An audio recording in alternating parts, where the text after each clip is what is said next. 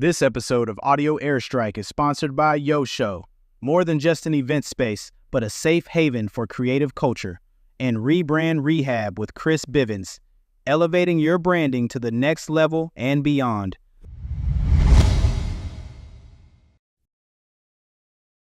What's up, everybody? I'm Everett Hall-McNeill, and we welcome you to another episode of Audio Airstrike. With me at this time is a very, very special guest. You have seen him travel nationally through stand-up and giving very intrusive, but also thought-provoking and funny thoughts about the stuff that's going on in pop culture, but also in his life. His social media grew to 2.7 million people and over 500,000 on Instagram due to his takes on everything going on that also is thought-provoking, but also can make you laugh. You've seen him on Curb Your Enthusiasm. You've seen him on Insecure. Ladies and gentlemen, I am privileged and honored to have with me at this time Ryan Davis. Man, what's going on? What's going on? You know what? That was some intro, man. That was fantastic. I had to do That it. was fantastic. No, listen, I would expect nothing less from somebody who goes by all three names. So fantastic at Yep. what you do. Thank you, bro. Yeah, absolutely. I do what I got to do to make sure that people feel welcome. Yeah, man. And that's something I've noticed. Like, I've watched your stand up twice in person because we were just at Timonium. We were at Magobi's. And I watched your stand up in person. And I got to say, man, like, I always look forward to your style of comedy and the way that you do it because I see so many influences of other comedians. And it's just such like an awesome thing to see. I got to ask, and I got to, because I'm very curious about this. Who is on your Mount Rushmore of comedians and what attribute did you pull from each one? Okay, so as far as influences, right? For me, my Mount Rushmore is it's Dave Chappelle, Chris Rock, Patrice O'Neal, and right now I'd say Ali Sadiq is in my Mount Rushmore of my favorite guys to ever do it. I love Bill Burr, but Bill Burr, some of the games, and I'm answering it this way because it's you asked what things did I pull from each person. From Dave, the influence that probably comes from Dave for me is misdirection in the humor. I try not to have my punchlines be guessed. I don't want people to guess where I'm going with a lot of things, and then socially, like I want to talk about something that's really heavy socially, but do it in such a way that it's thought-provoking but still silly enough to make people laugh at.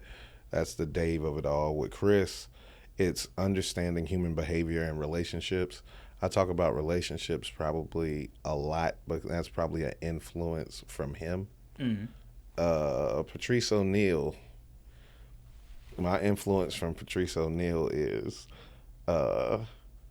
taking something that people don't want to laugh at and figuring out a way to make them laugh, and not only laugh, but taking something they don't agree with and making them question whether they agree with you or not. You turn it on its head so hard that people go, this goes against everything I believe, but it makes perfect sense and it's funny.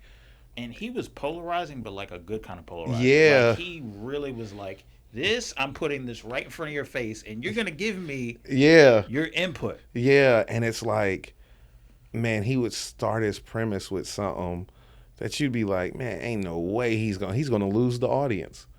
Why would you say that? You're gonna lose the audience. And by the time he got to the end of the bit, everybody who disagreed or everybody that was like, oh, in the beginning is, for the most part, are now laughing at it. And I'm just like, I don't think people understand the level of skill it takes to pull something like that off.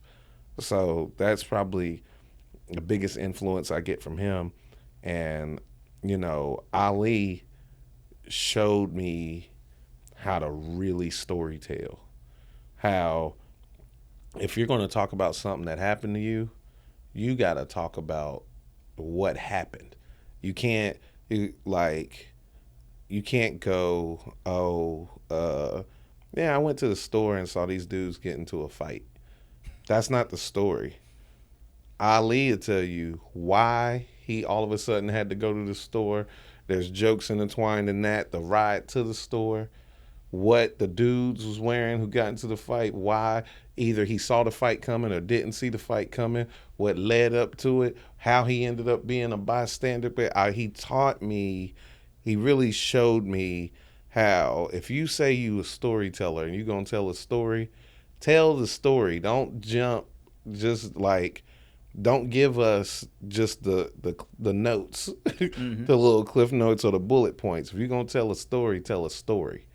And, I think I'm able to, take all of those pieces and try to, be the best comic that I can be, with those influences and putting myself completely within it, and, hopefully, whenever I decide to hang it up and it's all said and done, there'll be a comedian ask the same question, and my name will be in the answer for them as far as who's on that Rushmore and who they found influence from. So I think you'll be well on your way. I think you already are well on your way. thank you, man. The level of care that you put with your stand-up, the Yeah. level of thought that you put with your stand-up, it definitely goes a long way. You mentioned Ali Sadiq, and I saw him be very supportive of your first special. Mm-hmm. I did look into some information on you. I ain't sit there try to act like the FBI. Yeah, no, you good. You good. I It's tried hard. to be It's yeah. hard to find accurate information on me anyway. So Got you. yeah. So I know that Underrated was one of the specials that you produced independently. Yes. Netflix, for whatever reason, I don't know what y'all thinking. Yeah. For whatever reason, they disagreed and decided not to go with you. It could be a million reasons. Like, that's the funny thing about just the industry in general. You'll hear a lot of no's. I think the biggest problem I have with any no is no reason. You don't tell anybody. Yeah. You just go, no. Oh, is there a reason? I was like, nothing. Okay, I can't. You're not gonna give me any feedback, any right things that I can do to get better. Yeah, no, nothing. No, okay.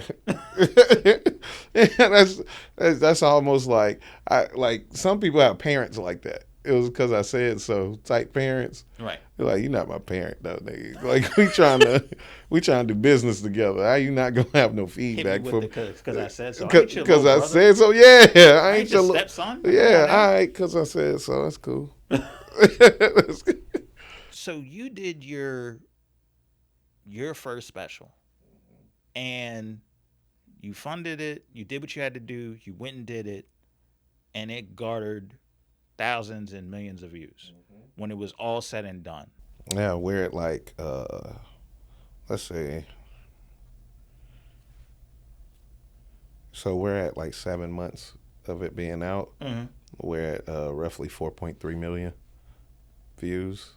You see Netflix? No, I'm playing. Nah, for real. You see though? It's awesome because I think it reminds me like Andrew Schultz because he was one of the people I consulted. Right. Yeah. And he basically was like, okay, I'm not being accepted here for whatever reason. I'm getting to know here. I'm just going to do it independently. What were some of the things that you learned from doing your first special independently? Oh, I learned so much. The funny part is, like, I was so hands-on, right? And I was like, man, because I wanted it to be exactly what I wanted it to be. And after I got done with it, you know what I thought? I should have been more hands-on. If you ever think you care too much, you don't care enough. This is yours. This is how you'll be remembered forever. Do not let anybody control how you are introduced to the world. If you see it and you be like, I'm not completely satisfied, go get completely satisfied. Be in the editing room, do everything. everything. Like, get yourself on camera before. If that's not the way you want to look, you need to go to the gym. You need to go because once it's created, it's over. Right. It's over. That's how you will. That's how you will be remembered in time. You know what I mean? Like, let's say I decided to find a look that worked for me, and I ended up having a beard and being in shape. People gonna see that special and be like, "That's Ryan. Who's that nigga?" So, you know what I mean? Whatever it is, wherever you are in your journey, you know, you got to think about that. You like, it isn't just a set, you know. And I thought about that whenever I was creating a set. I wanted the writing to be well done. Like, performance wise, it's almost exactly the way I wanted it to be, you know. But all I can see, and that's kind of the perfectionist in me, all I could ever see is the mistakes or the things I would have changed. And maybe by the time I shoot 2 or 3 specials, I realize that that's a ongoing thing, and maybe there's nothing I can do about it. Mm-hmm. But I know when you do a special, guys, this is not just recording an hour. It's just not recording you doing a set. You should want to make a body of work that people can keep coming back to, and not because it's funny, but because it's good. And knowing the difference between those two things is very important. Like, we see funny stuff all the time. We don't go back and watch it. Mm-hmm. The reason you go back and watch something is because it's good. So, you know, I think sometimes comics will be like, oh man, it's so funny. I was killing. Everybody was dying laughing. Yeah. That doesn't mean they're going to revisit it though.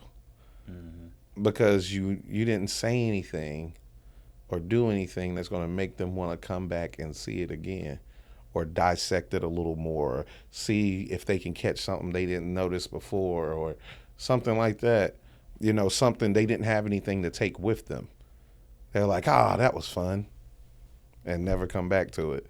You don't want that. I didn't want that for my body of work. So sometimes I'll look at some of the criticism of my work, and people will go, well, I don't think it's as funny as some of these other specials. I was like, I wasn't trying to make the funniest special. I was trying to make the best special. Like, I think people don't realize how minuscule, like, funny is in the grand scheme of comedy. Farts are funny. You know what I mean? I'm trying to do something a little more groundbreaking than a fart, you know, or a trip and fall. You know what I mean? Right. Yeah. Right. Absolutely. Pranks are funny.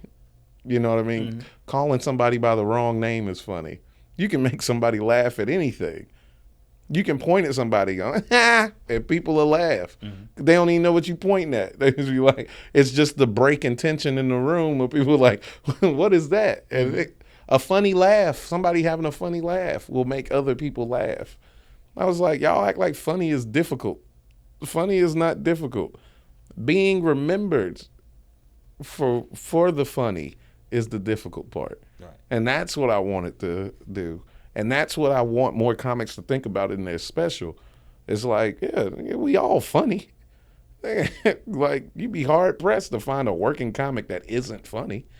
Oh, yeah. But what else? What else? Yeah, what else are you going to do that's going to make... Yeah, what's going to separate you from the rest and make people come back and want to see it again? Now, some people, all they need is funny. That's great. But I know of there's guys who used to sell out arenas that people thought were funny. You'll never hear their names brought up or anything. Some of the most popular comics of all time. And you'll never hear their names brought up because all they did was funny. Mm. I didn't want to be remembered like that. I don't care about popularity. I want somebody who was here to witness me now to be arguing with their grandchild. They'll be like, nah, you don't know good comedy. Ryan Davis, that was good comedy. The way that our parents or grandparents would argue with us about a Bill Cosby or a Richard Pryor or I want somebody to be delusional about how great I was, and telling their grandchild they don't know what's funny. Because every generation has somebody Yeah. that they know that is like, yo, this was the funniest dude ever. There's some people that look at Richard Pryor and go, he was the funniest dude ever. Nobody will touch him. There's some people that look. There's some people that look at like Eddie Murphy, and looked at Raw, and it's and not even arguably, it is one of the greatest comedy specials of all time. Yes. And people will, I don't care what, people will put him as the funniest guy ever. There are some people that will put Kevin Hart of a certain generation. I was like, I don't care what nobody says. This is the funniest guy ever. Now I feel like, who's the next guy after Kevin Hart? I feel like we're in that era where, okay, Kevin Hart, Cat, that was one generation. I definitely put Cat Williams right up there with Kevin Hart, and stuff of that nature. I think you might be a comedy fan, because if we're being honest, the throne is open right now. Yeah, I think it really is. It's wide open right now, and who's gonna take it for the next generation? I got an idea who it will be. You? Nah, I think it's gonna be Mojo Brooks. I'm more in the Chappelle, Chris Rock lane, where it's like I'll be a stand-up star. You know what I mean? And people will respect my stand-up for getting out of it what you can get out of it. But as far as the stand-up star, there's nobody in the world funnier than this person right now. I think that's Mojo. Interesting. I think it's Mojo Brooks. He just got star written all over him. It's stuff that you can't teach. You can't teach star. You can't teach confidence. You can't teach, you know what I mean? He's a package that, either you get it or you don't. But if you don't, you just going to have to end up watching it happen. Right. Because it's going to happen. Whether you like it or not, it's going to happen. It's like lightning in a bottle. It's lightning. You miss it. You missed it. You know what I mean? Yeah. But he got it. He got it. He checks off all the boxes. He's like Martin Lawrence in a way. Well, yeah, that's another generation. Yeah, some people put Martin at the time in his generation. Martin was cool, but Martin could be as silly could be. He could do characters. He could do all kinds of stuff. He'd be dancing around. He could fall on the floor. He could be a fake ninja, a karate instructor. He could be a security guard, out of shape security guard. He could be a white man that works at Gina's office. He could be Shanae. He could be, and it never once after seeing all of that did you go, it didn't make him corny to you at all. He was still cool. He could still play any role and be the coolest dude in the room or whatever. And Mojo got that. Mojo can be as silly can be. He could dress up, do whatever that man could be. He had a sketch one time where he dressed up as a bush to stalk his ex. Yeah, and caught him on the Ring camera. And not one time did I afterwards think that he was any less cool than what he had been before. That is funny, though. You know, man, if I dress up in a bush and you catch me on a Ring camera, they'd be like, I knew that nigga was like that in his I knew that nigga was like that off in his regular life. That damn Ryan's a stalking ass. You know? I've noticed if I do a character, people believe it. They don't let me go back to being whoever I was or who I thought. I don't know. But that's the star though. I don't have that kind of star. I'll be like, people will like me in whatever way that they see me. So they'll put you, so you see yourself, and which is interesting, right? You see yourself as somebody, let's say if this was football, you're on the field, you're one of the known players, but you're not the star player. I could even be a star player, but it's like, I'm a star, but like, let's say I'm a star safety, right? They'll be like, "What does he do? He hits really hard. If you ever catch a ball around him, he's probably going to separate you from the ball." Right. You know, but Mojo, he played corner, he played wide receiver, he kick and punt return. You know what I mean? It's that. Almost like a Deion Sanders. Like a Deion Sanders. Mm-hmm. And I'm still going to the Hall of Fame. You know what I mean? I'm Ronnie Lott. Nigga, my name is in the rafters, everything. But that's prime time. Mm-hmm. It ain't, and depending on who you ask, some people would be like, Ronnie Lott was better than Deion Sanders. And there's a lot of people who like, ain't nobody ever gonna be better than Deion Sanders. A lot of people. Yeah. And that's just what it is. You can't stop prime time. Mm-hmm. Deion Sanders ran the 40 and then left the combine. He didn't do the cone drill. He didn't do he didn't do the vertical jump. He didn't do the broad jump. That nigga showed up with his chains on and ran the 40 and ran out of the stadium. And then a team was talking about drafting him. He said, if they draft me, I'm going to ask for so much money they got to put me on layaway. Mm. He ain't even played a down yet. And he telling you, I'm him and I'm not playing for y'all. Another team tried to interview him at the combine. He said, what pick y'all got? They're like 15. He said, I ain't going to be there. And didn't do the interview. Do you know how terrible? Like, they'll be talking crazy about him on ESPN today if he had done something like that. But you had back then, he said, man, I ain't going to be there. They were like, nah, he ain't going to be here, man. Yeah. We wasted everybody's time. He right. He was probably the most confident athlete I've ever seen. Right. Honestly, it's between him and Jordan as the most confident. Oh, yeah, for sure. As the most confident. Like, good luck trying to break an ego down between those two. Yeah. And that's just, So that's where we are. It's just like, nah, I'm all-time great. But some guys are special in a way in that primetime Bo Jackson, but it's just like, you don't get to see this everyone. Like, this is a gift. This is one of God's gifts to people, Yeah, man, I'll go down in here. I think I'll go down in history as one of the best to ever do this, by far. But I don't think it would be very surprising to me if I'm the star of this generation, not the star. No, I got you. Yeah. What do you think is the balance between being vulnerable enough that you invite an audience in, but also having that wherewithal to be like, all right, I let y'all in enough. This is something I need to keep in the tuck for me as a person. Oh, boy.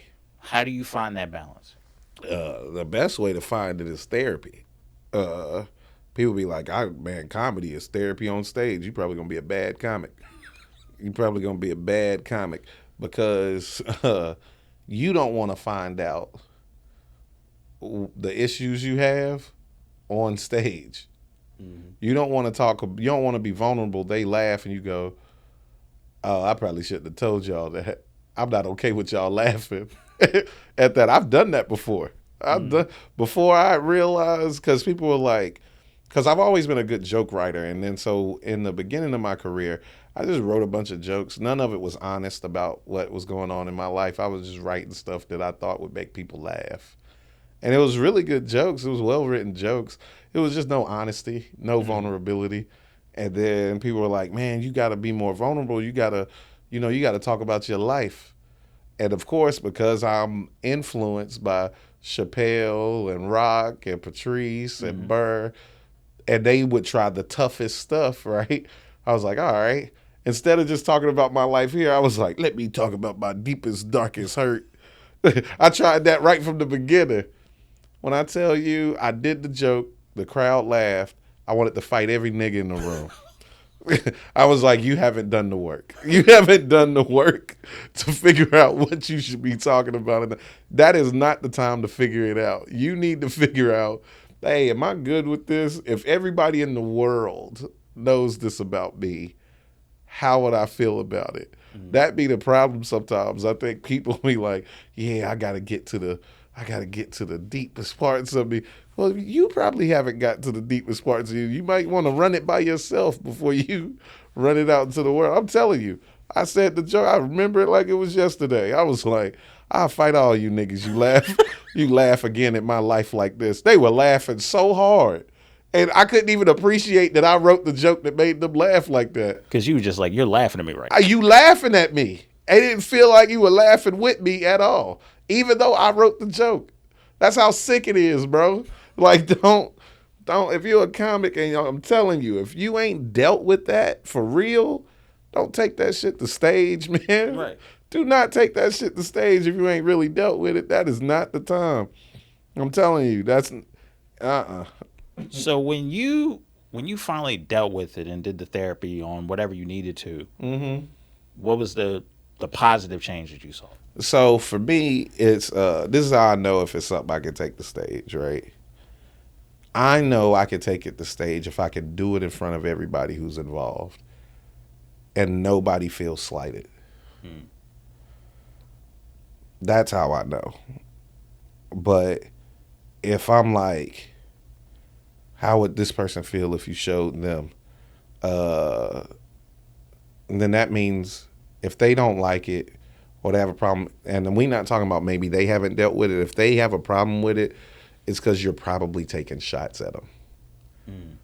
You're not really, if you don't know how to talk about a situation or describe a situation or go through something in your life without slighting a group of people or slighting a person involved or whatever, unless you intend to, then that's part of the thing. But for me, a lot of the stuff that I have hang-ups about is life experience with people I care about, right? Like parents, siblings, stuff like that. And if I can't do it in front of them, then I probably shouldn't do it because I think sometimes, just in general as people, sometimes if you're letting something out, you're letting something out in frustration. You just want to get it off of you. But that's not necessarily working through it. You know, you're just like, I don't really, and then somebody can go, this is one of the excuses people like to use too. I'm just telling my story. I'm just telling my side of the story. Did you get their side of the story? Because if you're really trying to create art, wouldn't it be great to have the other side too? That way you could draw a real conclusion or you can paint a real picture. And you can see the emotions through conflict from both sides. From both sides. But so you're going to tell a story from your side and then you're going to tell their side, not based off any information that you have, but how you remember. And if you know anything about trauma, you never remember things correctly because you remember how it made you feel. They probably said something like, I don't think you should do that.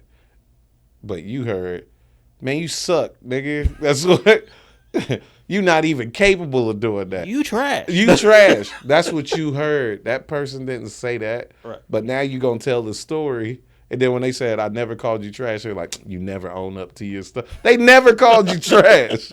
Your trauma is telling you that they said that. You probably need to talk to the person so y'all can get an understanding of what that actual story was before you take it to stage. Absolutely. Yeah. Because even that'll make it funny. Because now you're telling the story is, they said I probably shouldn't do that, but what I heard was, nigga, you trash. Right. And now I'm mad. The audience will understand that even better. They'll laugh at that even more. But people don't want to do the work. They don't. They'll just go, because they'll stop it funny. Oh, if I said this, they laughed. Check. Like, nah, that's not how it goes. You gotta love this thing, man. Stand up is so beautiful whenever you dive into it for real. If you in it just to get on stage and make people laugh and get that dopamine hit from the attention and the laughter and everything, that's cool. I'm not saying don't do that. But I'm talking to artists. Like, there's a lot of stand-up comics out there. Do your thing. For whatever reason you do, if you want to be famous, that's great. If you just like getting the attention or you like the feeling of bringing joy to people and all that stuff, that's great. Hey, keep doing your thing. Now move out of the way. Now artists, the people who want their artistic expression to mean something long term, and it ain't just about making people laugh. It's about leaving an imprint on the world through this art form. don't ever just like, don't ever stop at the laugh. You know, try to make somebody feel something whenever you do comedy. Try to make them feel something. Like, because you might help them deal with something in their lives based on how deep you decided to go within your material. Because when you work through everything, they haven't. So you might provide the perspective that may change somebody's life, or may make somebody fix a relationship, or may make somebody, chase a dream, or what. You have the opportunity to really make an imprint on somebody. Comedians can inspire too. Yeah, I'm telling you, you could really, I've learned through this art form that, man, we really can move people. You really can. Man, you can make people laugh, you can make people cry, you can make people think, and you just want to stop and laugh. You could motivate people. You could do whatever through this art form, and you just cool with the ha ha and leave. Cool with the ha ha. Man, I want to make people feel a plethora of things and then laugh. Mm-hmm.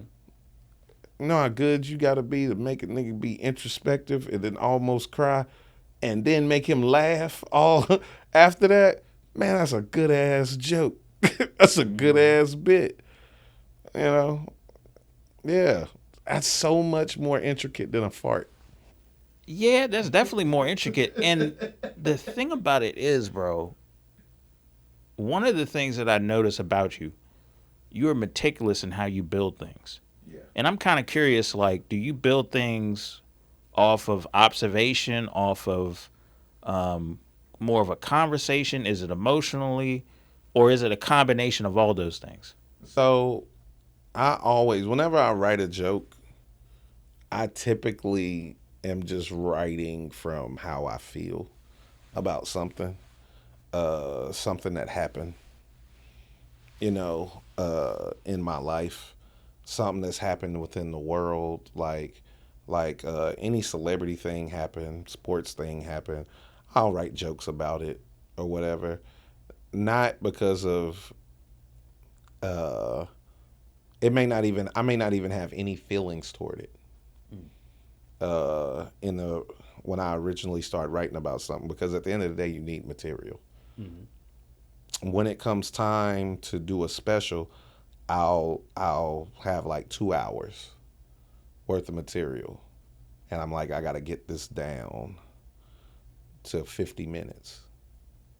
Now I start going, what do I care about, and does what stuff has feeling to it? And if it doesn't have any feeling, or I may not have written it with any feeling involved, but I start tying stuff. I don't even call it tying. I call it an umbrella. I start looking at all my material, and like, I go, does this fit under the umbrella of this? Is this personal? Is this my view of society? Is this like, you know what I mean? Mm-hmm. I start looking at it like that. And then some stuff that I wrote that had nothing to do with each other, because they're under the same umbrella, I go, okay, it's time to start figuring out how to tie this together. So that's how you'll end up watching a set of mine and being like, these two things have absolutely nothing to do with each other, but somehow he put them together. And that was because they were not written together. That was during the process of doing the special, or of coming up with the special, that I go, okay, why is this meaningful to this? How is this meaningful to this? And I'll throw away my best joke if it don't have anything to do with the rest of the hour. And I think a lot of comedians won't do that. You gonna throw away your best joke or your funniest joke? Yeah, because even though it's gonna collapse the room and make everybody laugh hard, it doesn't fit. Mm-hmm. It doesn't fit in this work of art. Imagine you saw a beautiful picture of something, and then you just saw this spot on it in the middle of it. You'd be like, what is that spot for? I just like that part. People be like, man, if you don't erase that and that didn't have shit to do with the rest of the painting. It looked crazy. Yeah, but by itself, people really like it. It's not by itself no more. It's part of a whole puzzle. Mm-hmm. This puzzle piece don't fit. I know you like it. It don't fit. That don't bother you. And it'll bother me. I'll be like, get it out of there. I don't blame you, because it's kind of like an artist that has an unreleased track and then the fans go, why was this not on the album? It just didn't make the structure of the album. Yeah, it didn't make the structure of the album. I was like, hey, man, I like Throw That Ass in the Circle too, but this album is about my mom, nigga. It couldn't make the album. I know you love it. I loved it when I made it. But by the time it came time to turn in the album, all the songs is about my mom. I just didn't feel like Throw That Ass in the Circle was going to give it the feel that I need. You know what I mean? So I think people don't understand that as artists, because they be like, nah, this is a hit. Nigga, then release it by itself. Right. But don't you put that on the album, nigga. The album is... So that's the way I look at it. That's the way I look at my specials. You know, I have an incredible, like, joke, but if it don't fit, and that's okay. Got you. There was recently, I got to ask you about this as somebody who's in the space. They recently had Kevin Hart's roast. Yeah. There was some backlash over a joke about George Floyd and stuff of that nature. What were your thoughts on how the overall roast was structured and what could have improved, or what did you feel worked and didn't work? Well, I think with the roast has been heading in this direction for years. You know, where it's been, let's see who could say the most hurtful thing we could possibly say in the most creative way we could possibly say it. And everybody goes into it knowing that it's supposed to be no hard feelings. So I think that for the most part, the roast was done within that light. There was two problems I saw with the roast. One, the George Floyd joke, right, didn't say anything about Kevin. He was like, the black community is proud of you. So what, are you about to roast the black community? Is that what this joke was supposed to hit the black community? This ain't the roast of the black community. Right. So I was like, you just wanted to get that off. For some reason, you just wanted to get off a George Floyd joke. And this is the thing about Tony Hinchcliffe. I think Tony Hinchcliffe is one of the best roasters to ever live. So to see him do that made me go, a lot of people was like, oh, that joke, man, you black, you should be mad. I was like, this nigga's falling off. Ugh. Like, the fan of comedy in me was like, ugh, this nigga used to be good. So I was like, man, he got to stop doing Kill Tony around all them open micers, nigga. He falling down to their level. That was what I thought, and that's why I didn't share my opinion, because I know a lot of black people want to go, aren't you offended? And I am offended. That's some of the worst writing I've ever seen in my life, and I'm not the right person to have these conversations with, because in my humor, I talk about stuff that's tough for people to talk about. And I do it in a way that is palatable for everybody. Believe it or not, guys, I think there might be a palatable George Floyd joke. I'm not saying I know it. I ain't even saying that I would write it. But I'm saying I believe if you handle things the right way, a joke about anything could be palatable. And I was like, oh, he didn't even try. Yuck. That's how I felt about it. It was a lot of jokes, and it was a lot of things like Naeem Lynn got up there and was completely prepared, right? Did his thing. He's on the dais. All you niggas know he's on the dais. Where's the jokes for Naeem? Big J. Okerson is on the dais. You knew he was on the dais. Where are the Big J. Okerson jokes? Cheryl Underwood, she's on the dais. She over there. with a big fro and a glitter outfit on.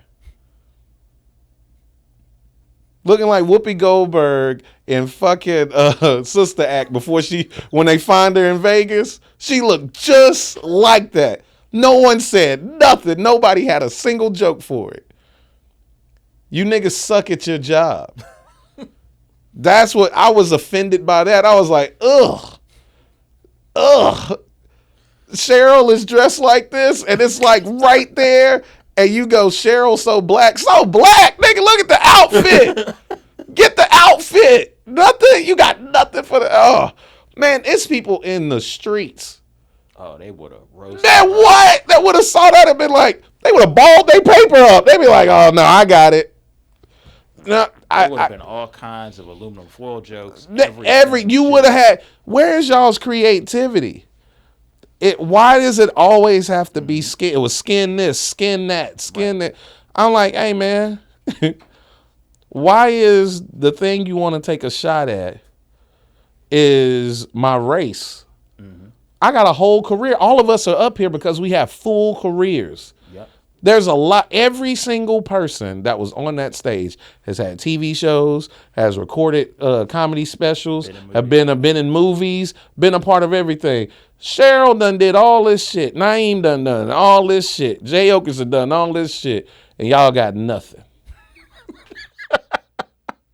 I was like, you niggas suck. That's what I was offended by that more than anything. That was when people were like, oh, were you offended by the roast? I was completely offended. Oh, I'd never been more offended in my life. They were like, at the black jokes? I was like, nah. Nah. I don't give a fuck what they think. They probably, if somebody says shit like that in their day-to-day or whatever, look, that's Kevin crossed the bear. Right. You know what I mean? He could have made the decision to take that off the table. It wasn't taken off the table. There you go. That's how it works. You know what I mean?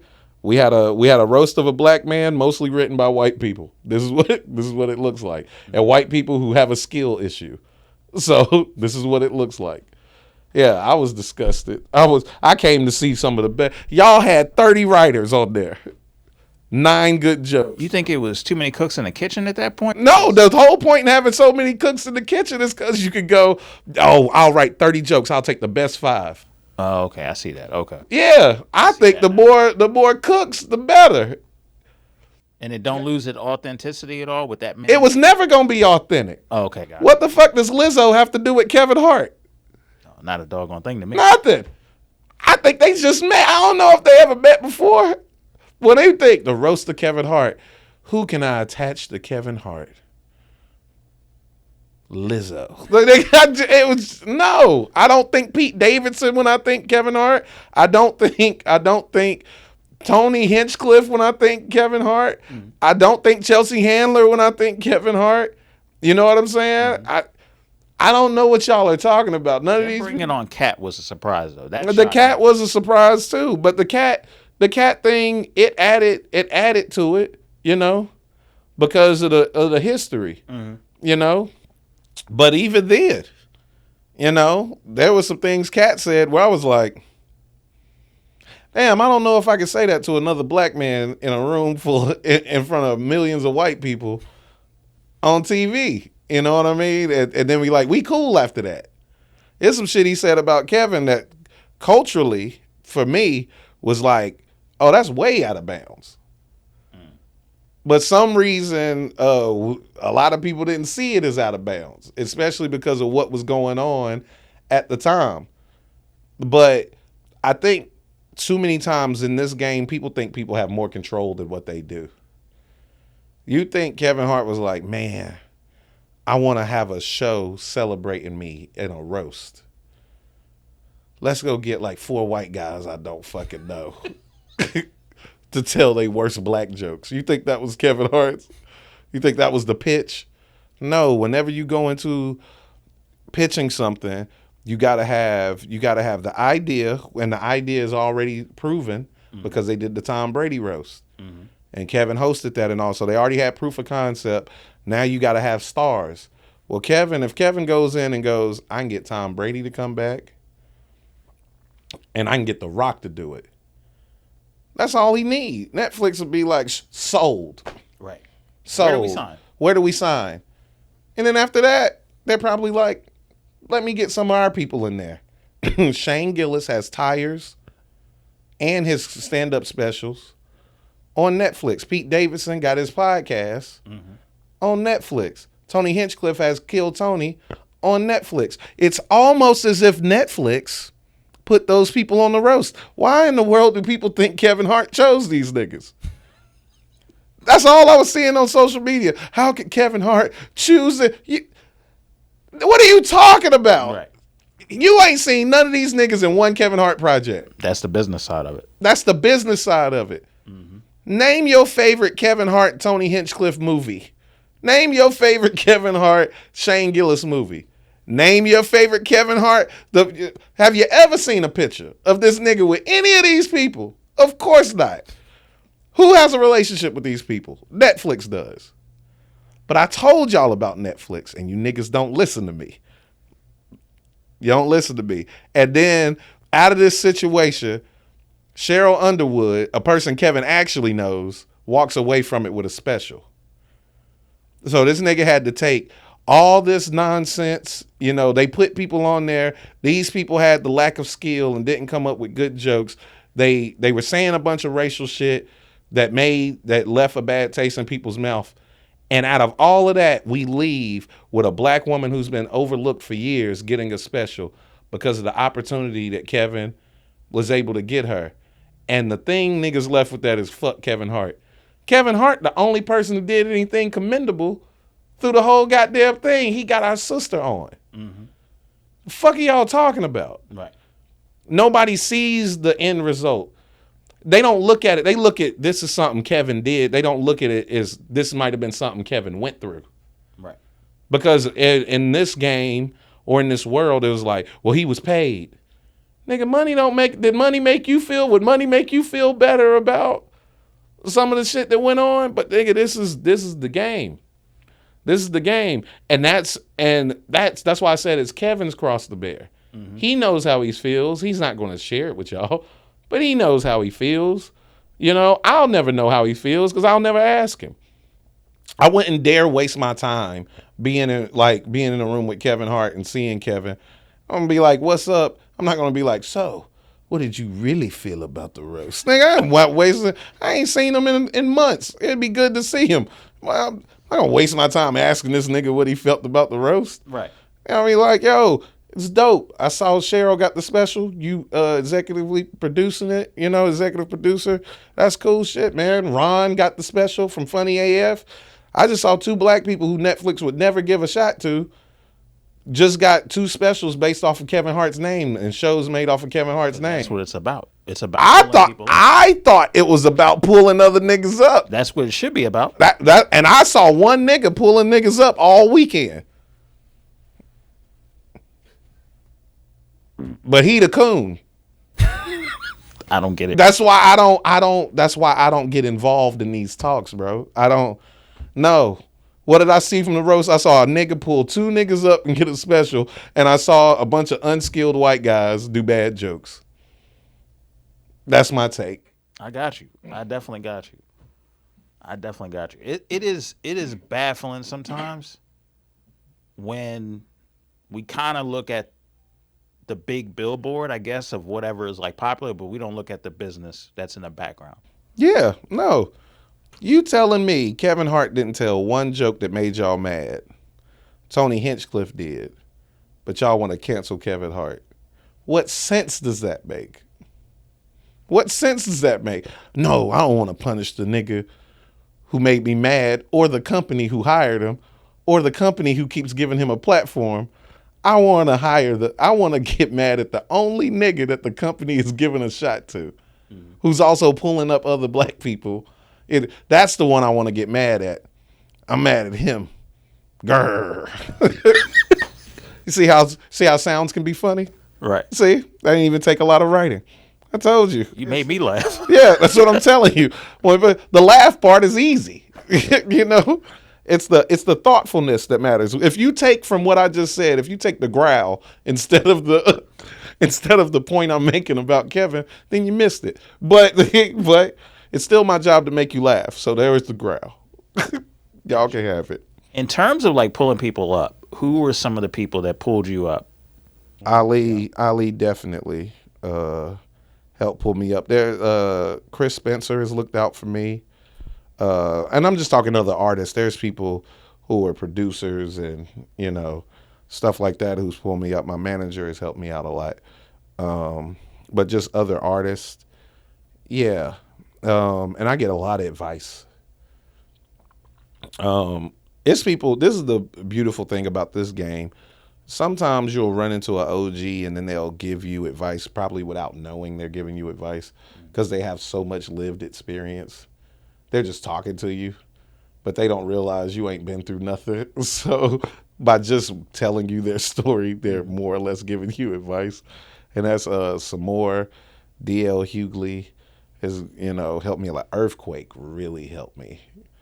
Earthquake is a good guy. I met him. He's a solid guy. Man, Earthquake checked the shit out of me. Oh, you got to tell us that. Yeah, so I was running around. I tell niggas all the time, I'm one of the best ever. I don't care what y'all talking about. I'm one of the best ever. I do this at a very high level.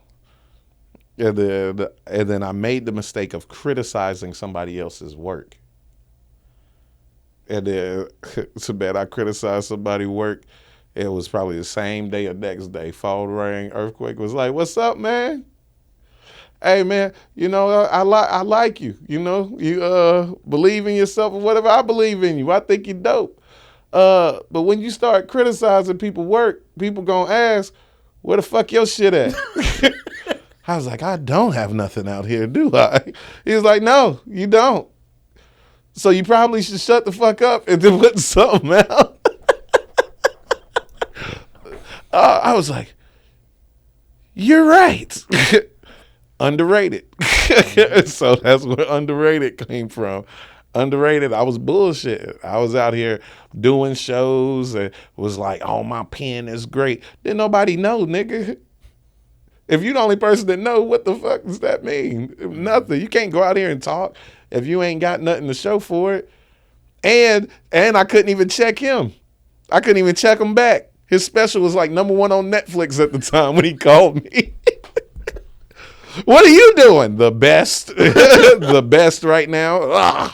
Yeah, check the countdown. He had just dropped Legendary. Yeah, he had just dropped Legendary. And it was doing crazy numbers on Netflix.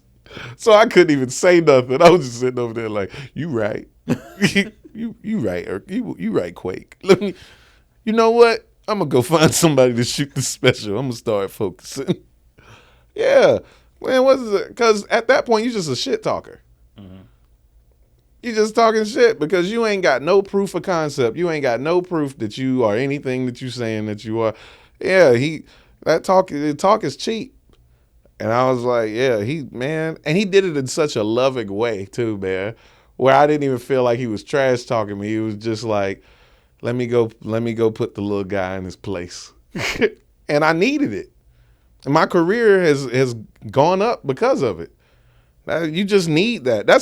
When I start talking like real spicy and like real confident, when people get mad at me or bothered by that, I think they don't think that I can be checked in my mind. When Earthquake checked me, I didn't question this nigga at all. I think people see my confidence and they not used to seeing it the way that I present it.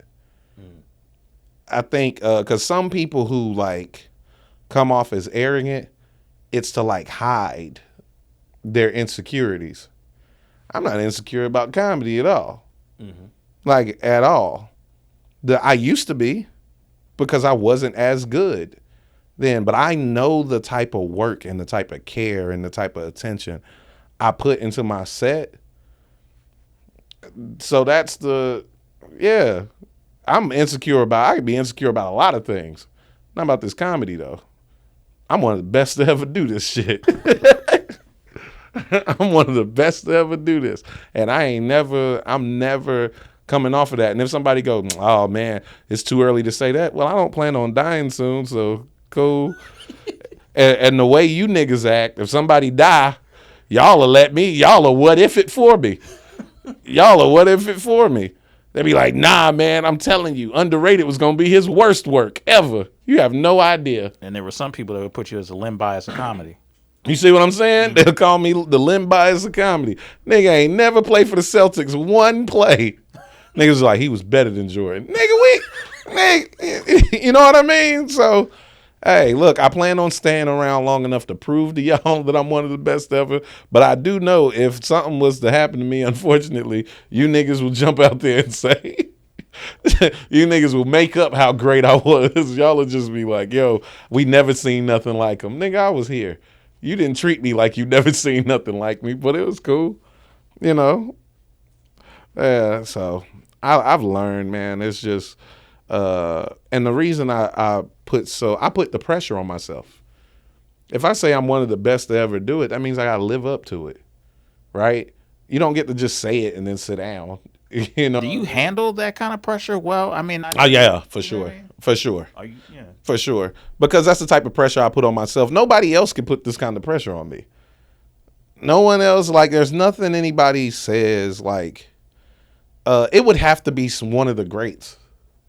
Like, one of the all-time greats. If Dave Chappelle came to me and was like, when it's all said and done, you're supposed to be one of the greatest, and if you're not mentioned that way, then you didn't do your job. I'd be like, God damn, nigga. That would affect you. Yeah, it would affect me because I'm like, damn, he's saying I'm supposed to be up there with them. And if I'm not, I didn't do my job. How do you not hear that from somebody who's done the thing to get there? If they see that in you and you don't get there, there's a reason they see that in you. You know what I mean? So if you don't get there, then you probably did waste some of your potential. Because the one thing I've learned about this game is you can see the divide between great and good and okay. Like, it's a clear gap you can see. So when somebody who is legendary says that they see you as a future legend, they're not saying it for no reason. So now you got something to live up to. But Dave didn't say that. I said it. So it's the only person I got to deal with. Like, if, you know what I mean, Cosby or Chris Rock or somebody said that, you know, cool. Then that puts pressure on me. But a regular everyday person or a peer can't put no pressure on me. Like, a peer's success doesn't pressure me. Like, any of my peers being more successful than me doesn't make me feel like I'm less than what I say I am, because there's only really one way to gauge this thing over time. Whose body of work is going to be talked about long after we're gone? Richard Pryor ain't here no more. George Carlin ain't here no more. And there's people you cannot convince them they not the best to ever do this shit. Lenny Bruce, Ben ain't here. You can't tell Eddie Murphy nothing about Lenny Bruce. He'll tell you Lenny Bruce one of the best to ever do this. There's a whole lot of comics who did comedy at the same time those guys was doing comedy.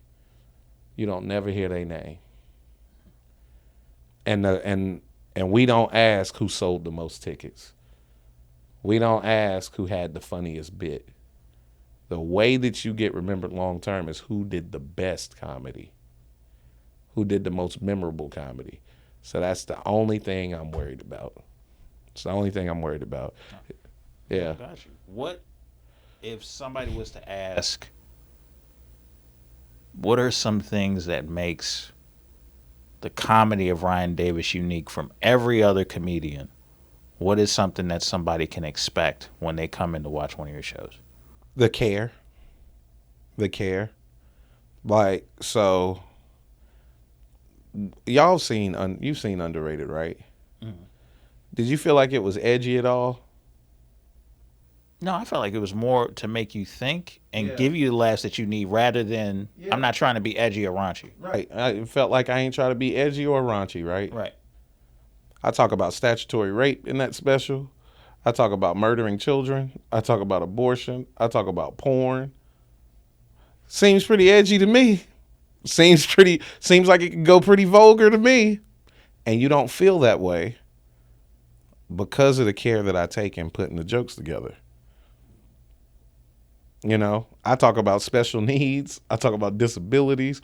All these things that's supposed to be edgy and you can't touch. I just asked you.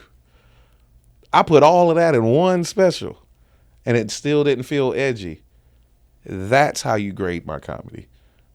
I'm able to talk about the toughest stuff and it didn't even register as edge. It registered as thought provoking. That's how I want my comedy judged. Because everybody else, I feel like if they touch all of those topics in one special, they're going to offend somebody. They're going to be like, oh, you trying to be edgy. Nobody felt that way about watching mine. They felt like I tried to be, that I was thoughtful and that it was funny. I think that's what to be the thing that separates me from everybody else. I think that's what you look forward to when you come to see me, that no matter what it is that I talk about, that is going to be thoughtful and funny, no matter how difficult the subject is. Well, Ryan, I appreciate you for coming on, man.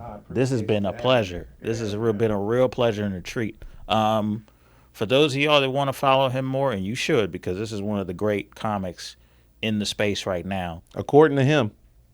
According to himself.